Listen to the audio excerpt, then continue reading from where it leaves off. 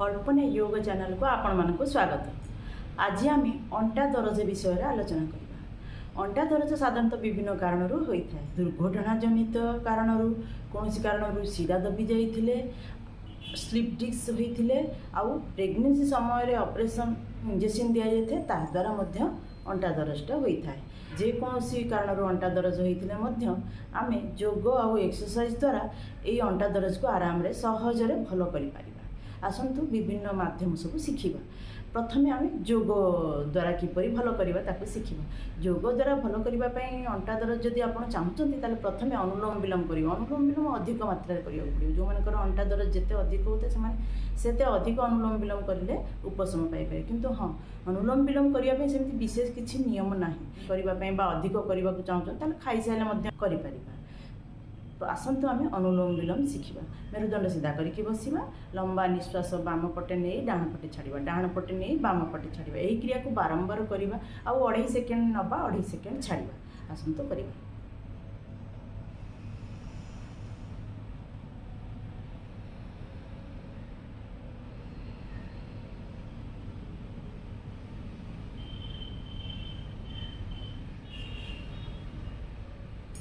यही अनुलोम विलोम क्रिया को आम 15 मिनट आरंभ कर आधा घंटा 1 घंटा पर्यंत करें। जिते अधिक मात्रा अनुलोम विलोम करवा आम शरीर जेकोसी स्थान दरज होते आम से अधिक उपशम पाइपर। तेणु अनुलोम विलोमटा को अधिक करने को कहुए अंटा दरजर रोगी मानक। ता सहित आम कपालभाति कर भस्त्रिका कर। आसतु कपालभाति शिखा। यही कपालभाति प्राणायाम को आम 5 मिनट आरंभ कर 15 मिनट पर्यंत करें। आसतु शिखा भस्त्रिका प्राणायाम। लंबा निश्वास नेबे और लंबा निश्वास छाड़े।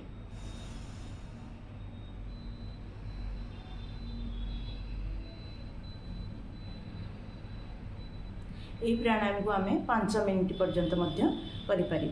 यही प्राणायाम द्वारा अंटा दरज भल करने को चेष्टा करवा। ता सहित विभिन्न प्रकार आसन आम करथिले अंटा दरज सहजरे उपचार कर। आसतु आसन गुड़िक शिखा। हाँ, मन रखिथे प्रत्येक आसन 1 मिनिट जेपरी करने को हेब। आरंभ अवश्य आप अल्प अल्प करेंगे, किंतु चेष्टा करेंगे प्रति आसन में आप 1 मिनिट पर्यंत जमी रहीपर। ताठू अधिक रही तो बहुत भल। आसतु आसन गुड़िक शिखा।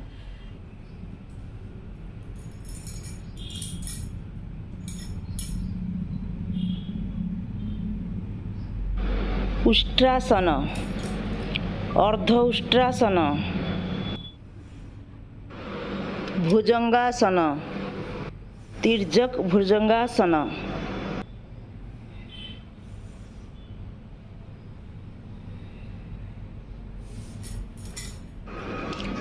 शलभासन,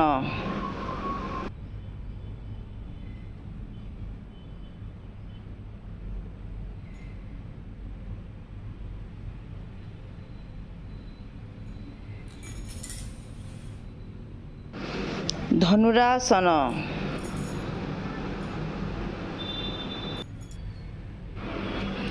एक पाद उत्थासन,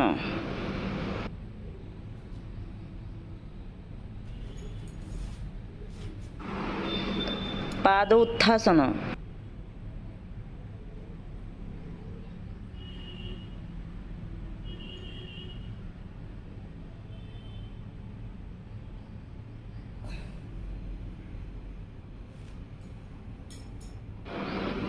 मर्कटासन स्टेप 1,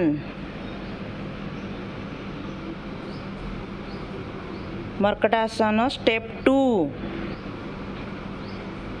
स्टेप 3 आसन को बेल्ट साहाय्य कले अधिक लाभ देता है। मर्कटासन स्टेप 3, मर्कटासन स्टेप 3 यही आसन को आम जिते अधिक समय देवा 1 मिनिट आरंभ कर 10 मिनिट पर्यंत दे पारे। जिते अधिक समय देवा सेते अधिक फायदा पाई परिबा। मु आपनको कहि रखे मोर मध्य अंटा जनित प्रोब्लेम थिला।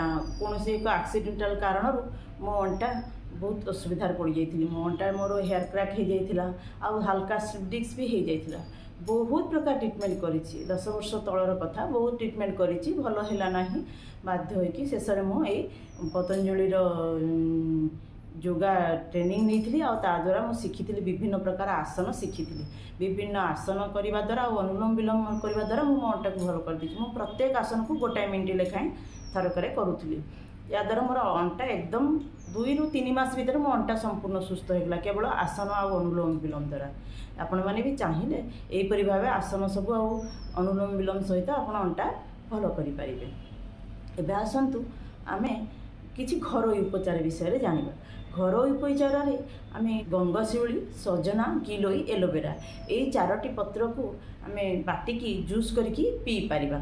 से आमे चाहिए पुदीना भुसुंगा पत्र, पुदीना पत्र, भुसुंगा पत्र, धनिया पत्र, तुलसी पत्र ये सब मिसई पारिबा, किंतु यही 4टी पत्र निश्चय एथिरे मिसेइबा। यही 4टी पत्र मिसेकी आमे जूस करके पीले अधिक आराम पाई पारिबा।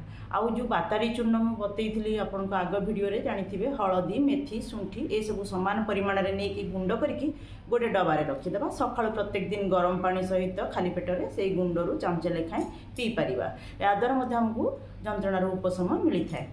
पीडानिल गोल्ड, अर्थोगिट, चंद्रप्रभा बटी यही 3टी टैबलेट को आमे 2 थर करके दिन को 2टा खाई परिबा। निजको उपशम लागिले आपण ये मात्रा धीरे धीरे बढ़ई थिबे और धीरे धीरे कमे देबे। आराम रे आपण ए माध्यम रे मध्य उपशम पाई परिबे। किंतु हाँ, प्राणायाम और आसन सहित मेडिसिन व्यवहार कले केवल उपशम पाइबे ना। एबे आमे किछि पथ्य अपथ्य विषय जानिबा। जदि आम शरीर में कौन प्रकार जंत्रणा होउछि ताहले आमे प्रथमे आम खाद्य उपर ध्यान देबा। जेमति कि खाद्य आमे राति खाइबाटा जेमति हेले निहाती त्याग करियाकू पड़िबो। संध्या 7टा भितर आमे खाद्य खाइदबा। ता परदिन सकाळ 9 ରୁ 10 भितर खाइले आमको जेमिति हेले 14 ରୁ 16 घंटा पर्यंत इंटरमिडिएट फास्टिंगटा करिबाकू पड़िबो। या द्वारा मध्ये आमको बहुत आराम मिली थाए। तापरे आमे देखिबा जेमति प्रत्येक थर खाद्य खाइबा पूर्व किछि कंचा खाद्य खाइबा। सकाळे आमे किछि फळ खाइकी तापरे जहा खाइ परिबा टिफिन रे, तापरे लंच रे मध्य किछि सालाड खाइकी किछि खाद्य खाइबा। आउ संध्या रे मध्य किछि गजामुग बा काकुड़ी ए सब खाइकी तापरे आमे लंच डिनरटा खाइ परिबा। एही भली भाबे आमे खाद्य रे जदि आमे ध्यान देबा ताले आमे सहजरे उपशम पाई परिबा। आउ एही समय जेतेबेला हमको कोनोसी पेन बा दरज हेउची सेही समय कोनोसी खट्टा जिनिस, खट्टा जातीय जिनिस जेमति खाइबे नाही सेथि प्रति मध्ये विशेष ध्यान देबे। आपण कोनोसी प्रकार खट्टा जेमति कि लेंबू, दही, किछि भी आचार ए सब आदौ खाइबे नाही। एही भिडियोटी आपनको केमिति लागिला, जदि भलो लागिला ताहले लाइक, कमेंट और शेयर करिदेबे। सब्सक्राइब तो निश्चय करिवे। आपण आ नुआ किछि चाहुथिले वीडियो रोग उपरे ताहले मते जणाइबे।